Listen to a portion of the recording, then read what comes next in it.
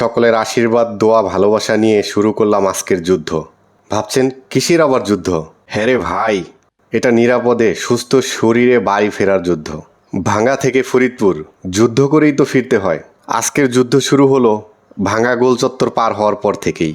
প্রথমে প্রতিপক্ষ তুলনামূলক দুর্বল হলেও যত সামনে এগোচ্ছি প্রতিপক্ষ তত শক্তিশালী হচ্ছে। এদিকে সূর্য মামাও আজকে আমার প্রতিপক্ষে দাঁড়িয়েছে। মুচকি হেসে বলছে, ফরিদপুর যাওয়ার আগেই আমি অস্ত যাব।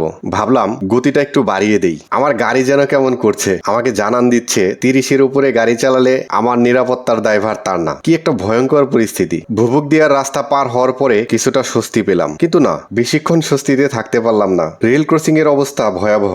বাইকের গতি 40-এর উপরে দেখে ভাবছেন এখানে মনে হয় রাস্তা খুব ভালো। না রে ভাই, শরীরটাকে একটু মানিয়ে নেওয়ার চেষ্টা করেছি মাত্র। পুকুরিয়া, ভুবুক দিয়া, তালমায় মাঝারি মানের প্রতিপক্ষ থাকলেও মহিলা রোডে এসে বড় প্রতিপক্ষের মুখোমুখি। দীর্ঘ সময় মোকাবিলার পরে কোনো মতে জয়লাভ করলাম। কিন্তু এখানেই শেষ না, পিকচার আবি বাকি হ্যায় মেরা দোস্ত। বাখুন্ডা বাজারে শত্রুপক্ষ স্পেশাল হাই মেসাজ দিয়ে শরীরটা এমন পাঙ্গা করে দিল।